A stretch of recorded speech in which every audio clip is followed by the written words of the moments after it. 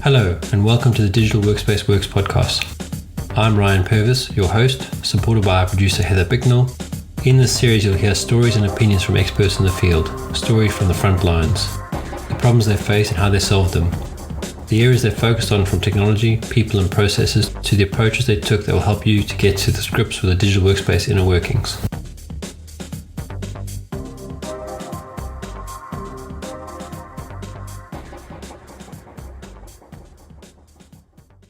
Okay, that should be better. It likes to grab the Yeti as my speaker and not my microphone, which Oh, okay. I would like it to grab the microphone as the microphone, but I could fix that. Yeah, I think there's almost a Microsoft plan here to keep you busy by making you reset up all the things that you set up once. You have to do it again and then again. And then one more time again.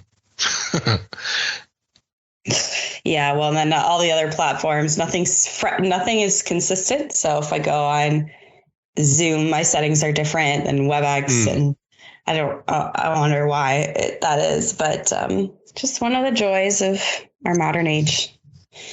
Exactly. We've modernized to go backwards. It's supposed to be less manual work, and we got more manual work. So, how's your week been?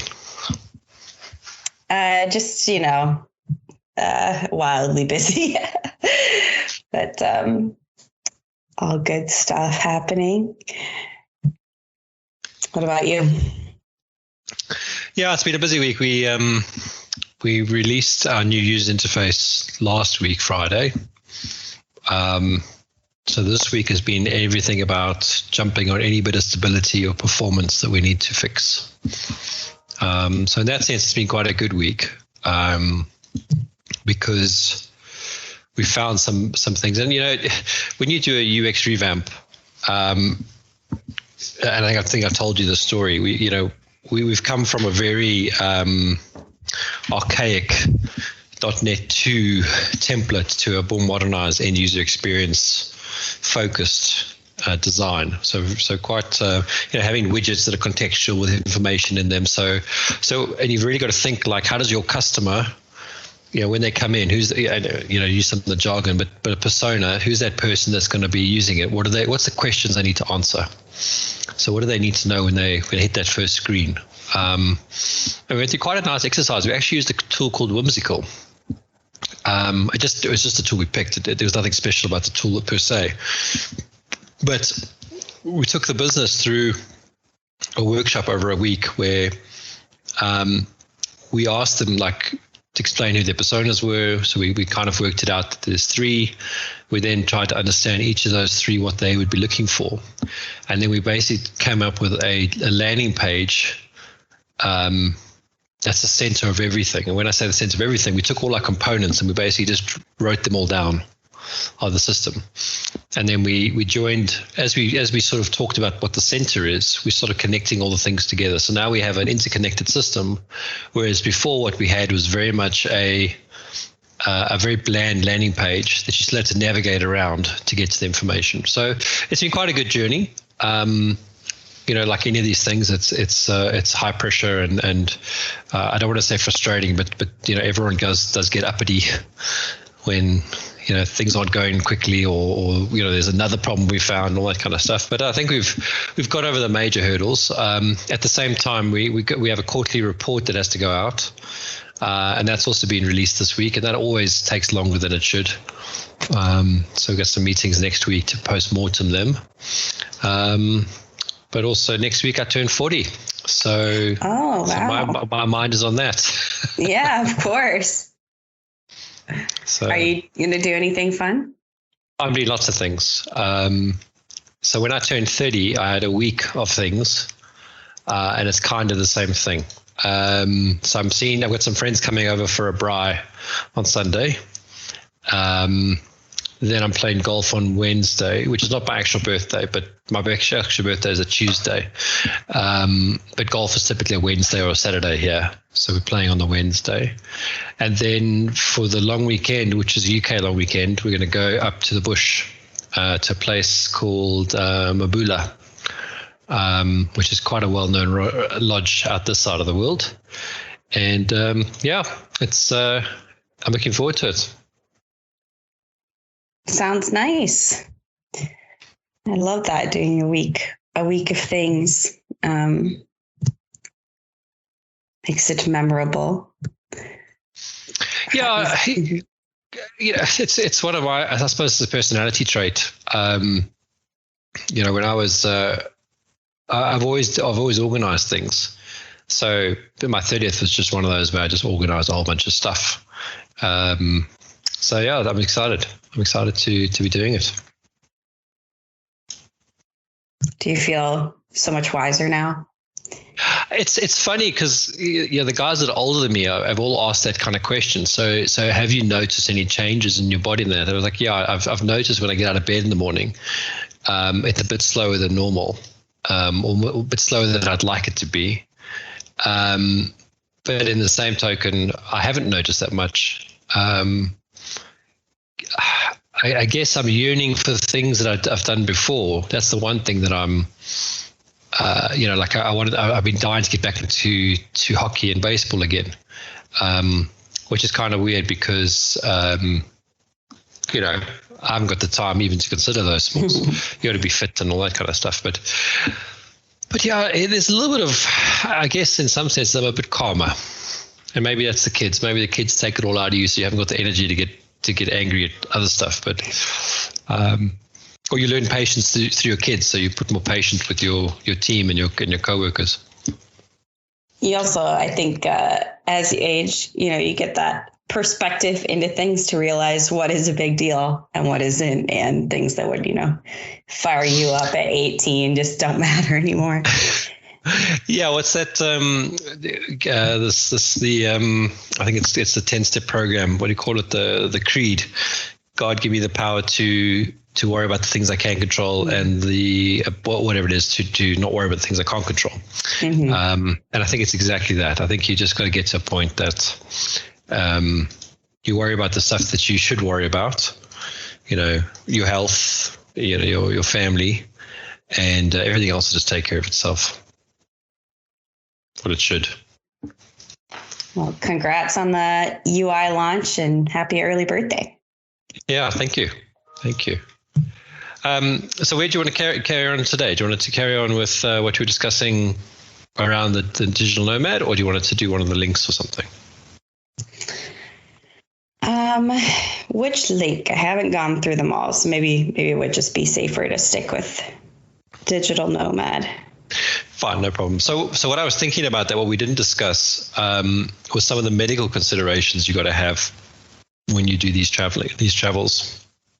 Obviously I'm in Africa at the moment, and it's funny. It's one of the things I think that's actually helped South Africa cope with this pandemic, is that we've had so many diseases here that you have to worry about. Yellow fever, TB, Ebola, etc., that there's almost a natural gearing up for handling these diseases, temperature checks and that sort of stuff. Okay, we not wearing masks and not sanitizing at the airports, that's obviously a new thing. But when we've traveled, we've been fairly fortunate that they were kind of used to, I need to have this vaccination, I need a tetanus, I need a hepatitis A and C, or B, I can't remember what they are, B and D, I don't know. I've got a yellow card. In fact, I had it on my desk and I've put it away with all the things that I've had over my life. And that's something to bear in mind when you go to some countries, specifically, in your South Americas and even parts of Asia, where you need to be aware of that as well. Because you don't necessarily want to get sick in a place where no one speaks the same language as you. And that leads me into, the other thought, which is around insurance, having some level of travel insurance that covers you for where you're going. Definitely. By the way, you're frozen for me, Ryan. You've been frozen for a little bit, but I can still hear you. Yeah, that I'm going to say, unfortunately, is the Mac and Teams. Just going to refresh the camera every so often. Okay. It doesn't happen with Zoom. So it's definitely a Microsoft problem. So I'm not sure what the problem is, but I've noticed it with the Teams. So I think you bring up some really important considerations. Of course, I think, whenever you're traveling, doing the homework, seeing what is recommended, what conditions are most common, probably if there's an outbreak somewhere, your government will tell you before you attempt to travel to that place. But always good to make sure you're up on everything, even the things, that they might not point out, get your tetanus shot and whatnot if you're overdue, because you don't want to, step on a rusty nail in Croatia and then have to wonder, what do I do now? Can I go to what kind of hospital can I go to? How can I get this taken care of? And then what's it going to cost me? So definitely good to be, overly prepared. Yeah. And we've had those situations. I mean, I remember being in Hong Kong with my brother, and we were on one of the islands, and I can't remember what we were doing exactly, but he fell and he broke his arm. And we had to get him airlifted.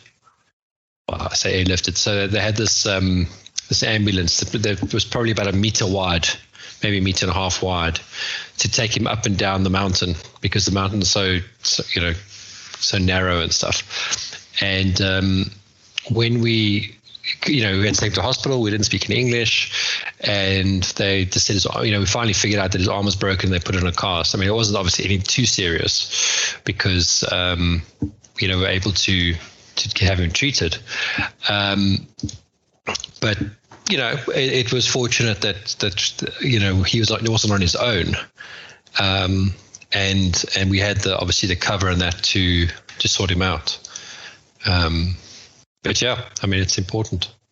Yeah, and you're right. When you're with people and they know how to, get you help and whatnot, things, it's easier to manage. But if you're a digital nomad working and traveling by yourself, you have to be extra cautious. I know they actually make, you can get devices, depending on how remote of a place you're going, you can get some sort of emergency device where if you hit the button, it'll ping someone to come rescue you.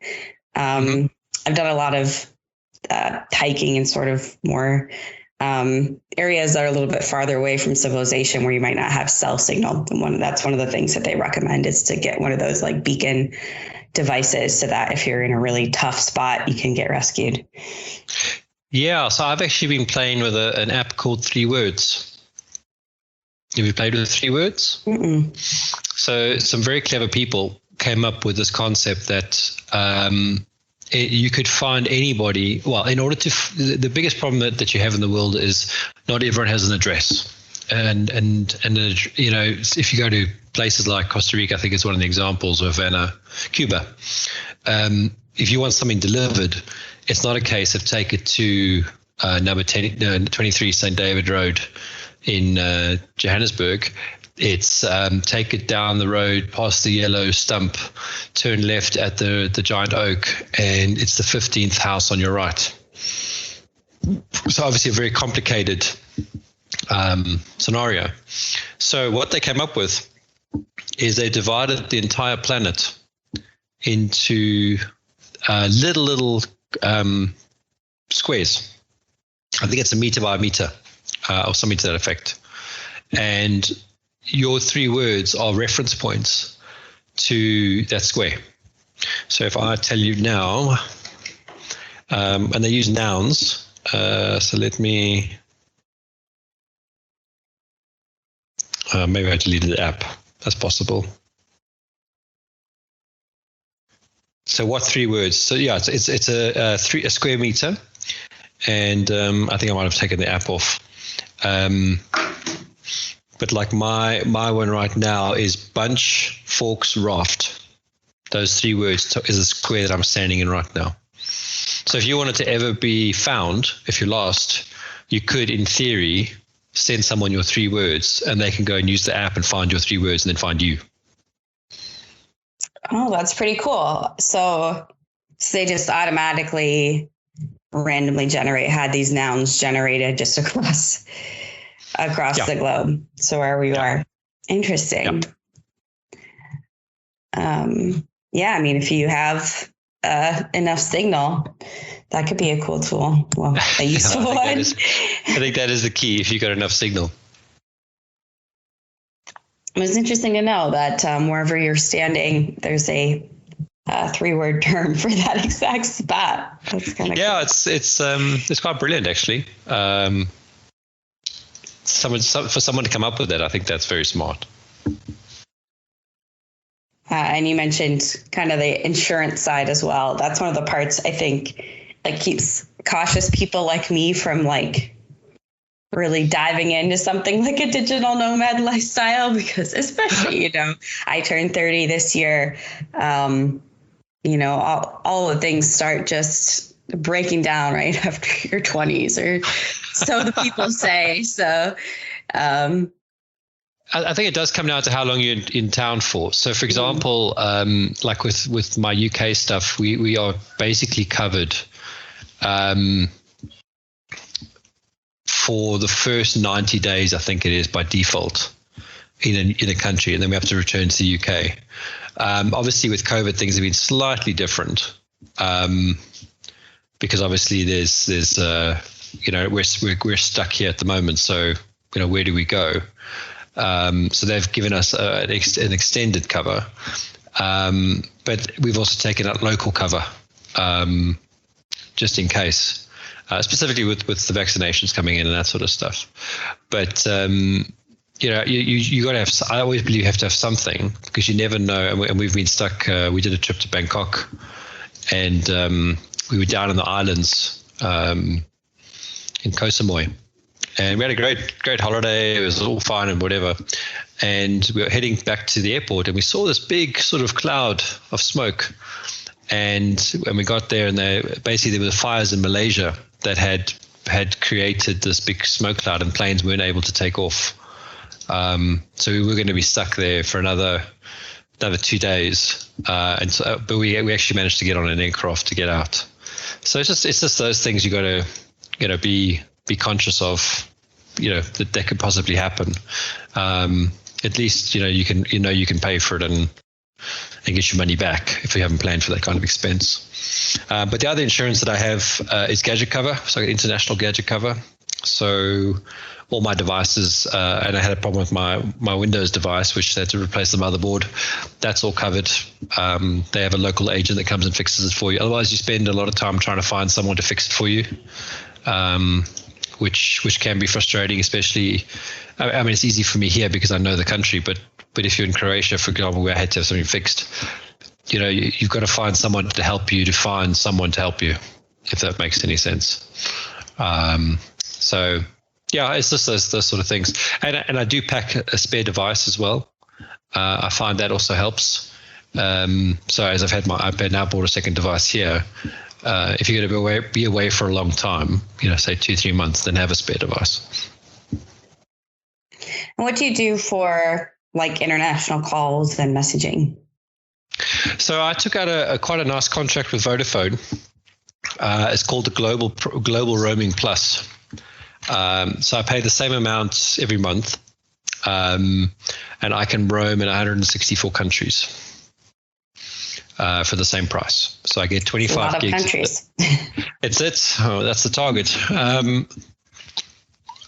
So I get quite a good deal with them, where I can use 25 gigs worth of data. All my calls back to the UK are free. I can also call here in South Africa for some reason, which wasn't the case last year. So they've definitely changed something there. And then obviously I'm contactable from here as well, which works out quite well because if you try to get if I'm paying for a local card, then that can be quite expensive as well. But I've just taken out a very simple contract here just to have a local number. It works quite well. So we have my wife's on the same contract, so she is also contactable. We spend most of our time on data. I mean, nowadays you do most of your calls on WhatsApp anyway, or FaceTime. So actually the dialing and sending text messages is not a big deal, because most messaging is on a messaging platform or a calling platform. So that works really well. And then, fortunately, the world has matured now because of COVID. Everywhere we go, there's good Wi-Fi, as opposed to mediocre Wi-Fi. So that's another thing and I do use a VPN. So from a security point of view, anytime I connect to Wi-Fi that I don't know, that's got a VPN connection that switches on straight away. And I use a product called Windscribe for that. So everything's secured as much as we can secure it. Using multi-factor authentication. I've also got privacy screens for my screens on my devices. So if I do have to do contract review or banking or something like that in a coffee shop, which I haven't done for a long time, let's be fair, most of that's on a phone app. I've got a privacy screen and it's going through a VPN. So those are the things that almost the basics you got to have. Complex passwords, so using a password manager would be another tool that I recommend if people don't have those. So yeah, that's my kit.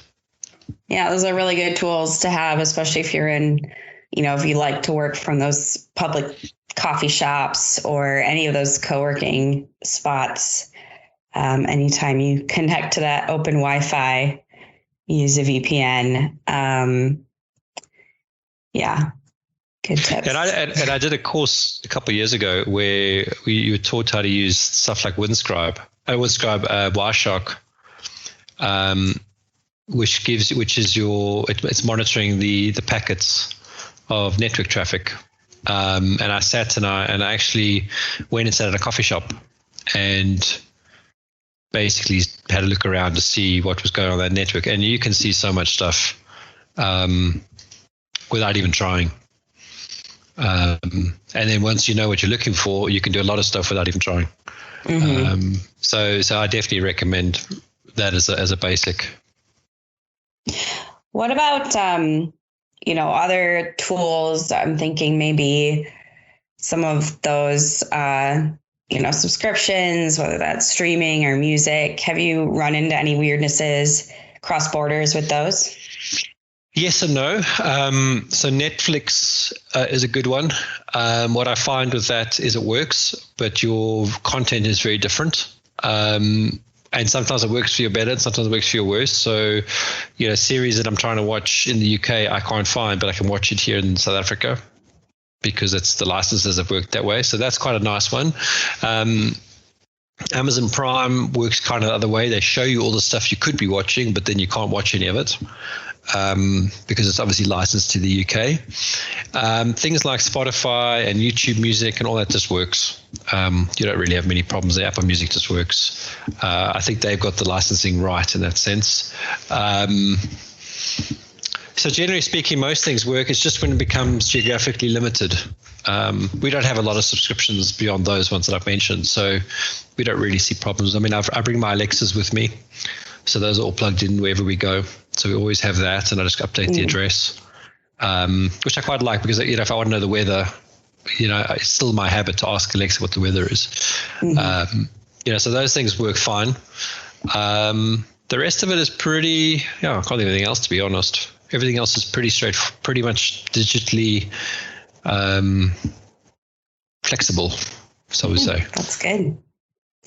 Yeah, I think as long as you're not going somewhere where the content or the internet is censored in a way where you can't access them, or you don't have the Wi-Fi strength to do that, then you're probably pretty good. Yeah, that's the biggest thing we've rented this house, we put fiber in. When we rented the place in Croatia, we made sure there was good internet, not just for me to work, but also for the kids. You need them, if you need to distract them. Sometimes I don't like them playing with iPads. I prefer they stare at a TV screen, because usually what happens with a TV screen, they get bored and they go and play with something. Whereas when they're holding an iPad, they're holding the iPad, so that almost creates this bond.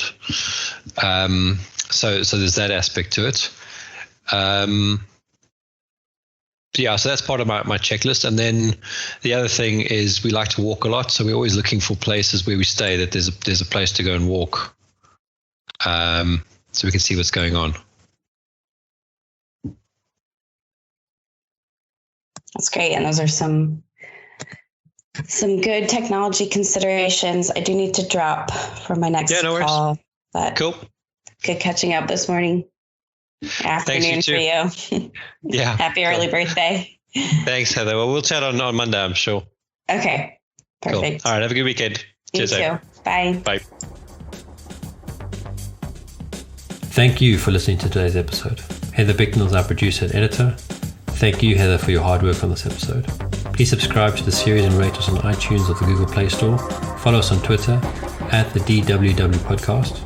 The show notes and transcripts will be available on the website www.digitalworkspace.works. Please also visit our website www.digitalworkspace.works and subscribe to our newsletter. And lastly, if you found this episode useful, please share with your friends or colleagues.